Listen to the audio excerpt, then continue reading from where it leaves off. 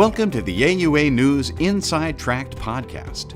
Today's Inside Tract podcast is part of the Voices series, which is brought to you by the Diversity, Equity, and Inclusion Committee. Here we'll be joined in conversation with committee members, AUA members, and urologists from around the world to discuss how to build a strong, vibrant, and diverse urological community. Well, thank you for listening to Voices. I'm Dr. Kimora Scotland. I'm an endourologist, assistant professor at UCLA, and also the director of endourology research there.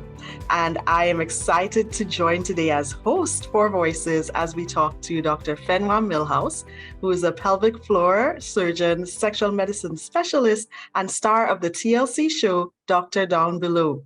We're going to talk to Dr. Millhouse about her show today and hear her insights on urology in general. Dr. Millhouse, thank you for joining us. Thank you, Dr. Scotland. I'm excited to this conversation. It feels weird to be called the star of anything. I can imagine. So let's jump right into how did this happen? How did you, decide to start a show, and how did you, get recruited? How did that whole process take place? First, I did not decide to start a show. This came to me. This fell on my lap organically. So I often replay this in my head, like, how did I get here? I became a content creator on social media during the pandemic. I had started my Dr. Millhouse Instagram account before the pandemic, but really dabbled very infrequently in it, and then really started to ramp it up during the pandemic. And it was fun for me, and I found it to be an outlet that I enjoyed and added value to my career. And in doing that, I started to create a following more and more. And then I took that into TikTok and created more of a following. And somebody somewhere out there landed on me serendipitously and looked at me and said, oh, this could be a TV show. This was a talent or kind of scout type of person in Hollywood, so to speak. And literally just sent me a DM in my Instagram. It started with a DM in my Instagram, which is a direct message for those of us that are non-Instagram or social media users. It could have completely gone ignored and dismissed, but something, and I in fact thought it was a scam or a joke or like, you know what I'm saying? I was like, what? Yeah. And it then, I answered the call, and that went into started the wheels in motion. And what you saw, or what the world got to see on April 5th when it premiered, was about 2 years, a little over 2 years from that initial DM to getting to where we are now. Lots and lots of things went into it, but it came to me organically. Now that's interesting, because the other question that I was going to ask you is, how did you build your social media following? But it sounds like, based on what you're saying, this just sort of happened. Now, once you decided that, it was the pandemic and I'm going to take this a little bit more seriously, how did you find that it worked, getting content ideas and reaching out to people? What did you, see as being really beneficial to the folks who were engaging with you? It was a lot of trial and error. I knew one thing. I wanted to talk about urology. I wanted to, get information out there to whoever wanted to consume it. You know this as a urologist, so much of what we do is like a mystery to people. It's a mystery to our colleagues in medicine even. And so I really was motivated by let me just share what the heck it is that we do in urology. I really love being a urologist. So it was easy to think of content because there was so much out there that people hadn't seen before. And at this time, there were a number of doctors on social media using social media And my colleague, Dr. Malik, for instance, had started her YouTube around the same time, but there really wasn't, voices in urology. And the second thing that really lit a fire for me with social media is I'm a Black woman who's in urology, and a representation is everything to me. It changed my life. And so I knew that this was a way of being very visible to not only my community, but other communities of underrepresented people that could easily, look at this example. And so you just have to be yourself. At first, I think I was trying to be something that I thought was whatever for a doctor account for social media. And then I just quickly realized, okay, I need to just be myself. I can be myself in a way that is engaging, is professional, and it works. And it started working. It worked. People liked it. And people were learning, and people asked for me to do more. And then I was asked to do things with other people who were in social media, and then, asked to be involved in brands, and asked to do, and it just kind of, grows. But it really, truly was me finding a passion for it and meshing that with authenticity that has helped. And now you mentioned that representation was really important to you as a urologist. Can you tell me a little bit more about that? Oh, yes. I mean, I wouldn't be a urologist sitting here in front of you today without representation. I grew up not with very many examples of being a doctor, a medical doctor, I should say, and then certainly not examples of being in surgery, surgery specialty. And so entering medical school, I didn't at all consider any type of surgical fields. And in fact, if you would have asked me my first year, are you going to be a surgeon? I would have laughed and said, no way. I can't see it. I don't have what it takes. And why did I feel that way? I go back in my head. I'm like, what made me feel that way? It's the lies and the things that the world tells you about yourself when you don't see examples of people that look like you. And so it wasn't until I met a urologist who looked like me that the doors kind of just open, like the walls fell down almost in my brain. It's almost like if the walls behind me right now were just to crumble down. That was exactly what happened the moment that I met Dr. Westney. And suddenly my brain was like, what's been holding me back from this thought? Like, this is, wow, we can do these things. We can do these as women. We can do this as Black women. We can do this as people of color. And so that is ingrained. I can go back and remember that feeling that I had when I saw that representation. And so it is absolutely critical. It matters. It is not fluff. It's not, it's not fluff statement to say that, and it changes lives. I've already had multiple encounters with now urology residents who said, Dr. Milhouse, I saw you on XYZ, or I met you at XYZ, and you literally opened the door to urology for me. So, and I'm sure Dr. Scotland, like you too, as you go about and doing your work, you're just doing the work of urologists. You don't know how many minority trainees, students, whatever, that you are inspiring just by being you.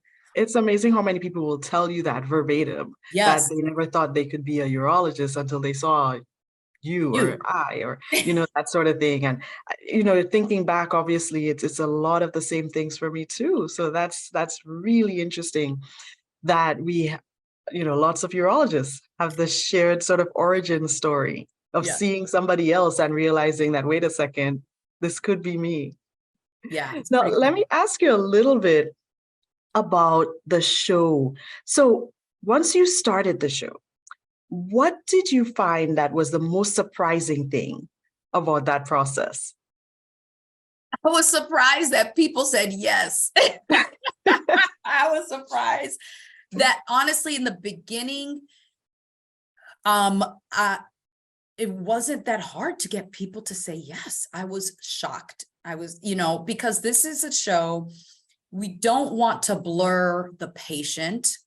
We're talking about sensitive genital issues, issues around sex, private parts, and we don't want to blur the patient. People have asked me this, like, oh, why don't you blur the patient's face? We don't want to do that because we need to have the audience connect with that individual. If the audience doesn't connect with that individual, then they see this condition as something that they deal with over there. They don't see themselves in that person. They can't see this as this condition that could happen to somebody they love, or somebody close to them. So that's really important, is to share the story of the individual patients in the show, humanize them. And so therefore their condition, it becomes, it loses some of that stigma. And so to find somebody who, hey, can we film your genitals and have me operate on you and film you all, and this will be on national TV. I was shocked that people kept saying yes. Yeah, people kept saying yes. Yeah. Yeah. I would have thought that would have been one of the biggest challenges of filming. I mean, there's obviously people who said no, but I will tell you I want to say the first 4 people I asked, they said yes. I got more yeses the first round of asks than I got no's. And then when we brought in the search to just even outside the United States, as you see in the pilot, there are patients that flew in from out of town. These are people who've never even met me, who never even met me, and met me like a few days before filming, and here I am doing surgery on them. And so it's really humbling to know that people are suffering from conditions and were gracious enough and trusting enough to trust me, again, a complete stranger at the time to them, to do that and do this all on national TV. I agree. I think a lot of our patients, when they come to us, have come to us after years of telling themselves that this is just something I'm going to have to deal with. And so, I think this show really does a service, because what it does is open things up. I know I'm speaking for you, but it really opens things up for people to see these conditions and realize that, 1, they can be addressed, and 2, there's no shame in going to my doctor and asking for this to be addressed. So I'm really excited to see what else happens with the show. You can speak for me. You said it perfectly. No, I have another question about moving into the public sphere. What would be your advice for urologists? And you've already given us some already, be yourself. But what would be advice for urologists who are trying to do this sort of thing, trying to get urology out to the world and to, help the general public understand what we do? I think it's important to have a mission or a goal or a niche or something that you're passionate about. Okay. I don't think doing it for the fame is a good goal in and of itself, because it's a lot of work. And so if you aren't really actually passionate behind something behind it, it's you're not going to want to put in the work. I mean, it literally is like another full-time job. It can be like that. And so having something that you feel very strongly in, or strongly enough in, to talk about all the time and to create around that. Obviously, when you are in the public, yes, be yourself. And I truly am myself. And one thing I love about the pilot episode, watching it, is I was like, wow, they really captured my personality. I loved it. And I think don't be afraid to be yourself, but also, have smarts. Okay. Don't, be aware about how you come across. You don't want to disparage your patients, your other colleagues, the public. And so I'm myself, but I'm thoughtful, and myself is a thoughtful person anyway, so that helps. But I am thoughtful, and I would understand that getting into this, you're going to need to, be consistent.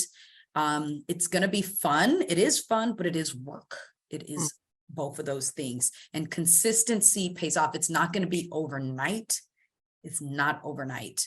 at all. I started my Dr. Millhouse, I want to say in 2018, 2000, maybe 19. And, it's 2023 when this, came to be. So it takes time, but when you're doing it for the right reasons, it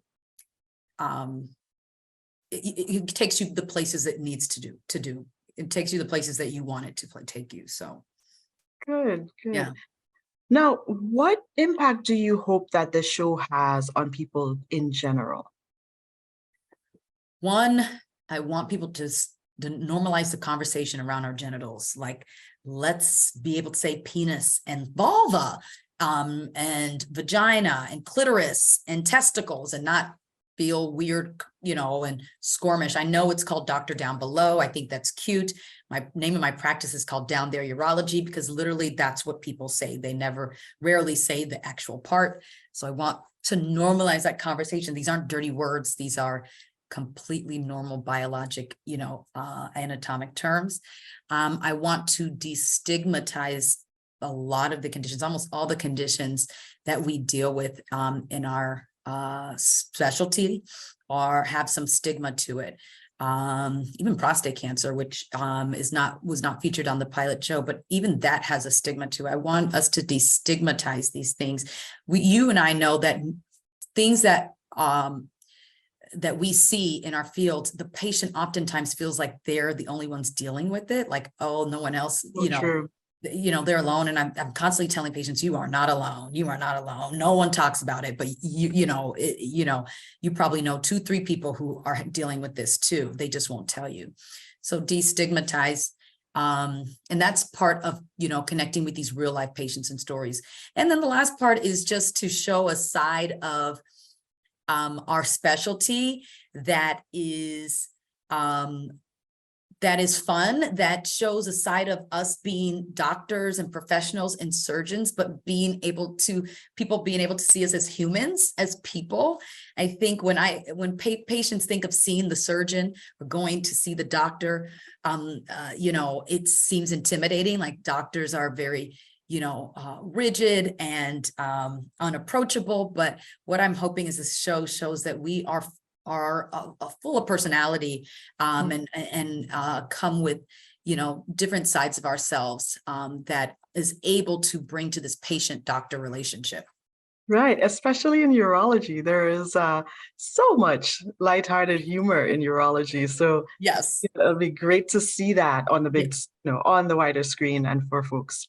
I won't give all our secrets away. I'll keep some away from the camera. But yes, never a dull day in urology, as I say. So Fantastic.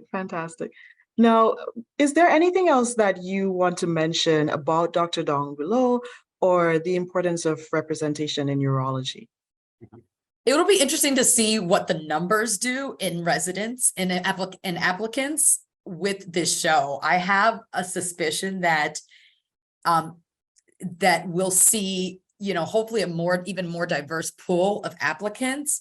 One med student told me that she actually is like, I'm not excited because I think you're going to make it harder for me to match into urology with this show, because people are gonna be like, oh, urology, I never thought about that. She looks like she's having fun. Let me rotate there. So I think that'll be cool to see. That'd be I think a great clinical study for somebody out there. The show is just a pilot right now. I know everybody's $1 million question is, when are we gonna get more? It is just a pilot episode. It was meant like that to kind of judge the overall response from it. The response has been great.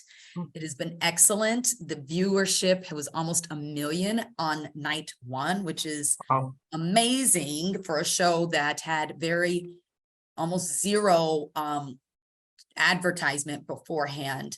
And the overall reception of what was seen has been very positive. Over 94% of people enjoyed it, like it, and people are asking for more. So just sit tight. But I'm really happy with the product. I hope I represented us well. And when I mean us, I mean urology community at large. That's fantastic. And I think that's one of the things that we all say as urologists, if more people knew about this field, we'd have, you know, many more applicants and hopefully a more diverse pool of applicants and folks who can come in and really, dedicate themselves to the communities as well. Yes. So hopefully, Dr. Down Below is going to be one of the ways that we do that. It might open it up too much. Well, I think that's a good problem to No, have. it's a great problem because we don't have nearly enough urologists out here. So yes. Exactly. Wonderful. Well, thank you so much, Dr. Milhouse. This has been an excellent, excellent opportunity for me to find out a little bit more. And we're happy to have you here talking with us. Thank you to the AUA for having this conversation and to Voices in particular for this series. Thank you, Dr. Scotland. Thank you, AUA. It's been a pleasure. And have a good evening. This has been Voices, an AUA News Inside Tract podcast, and is brought to you by the Diversity, Equity, and Inclusion Committee. For more information about the AUA's diversity, equity, and inclusion efforts, visit auanet.org/diversity.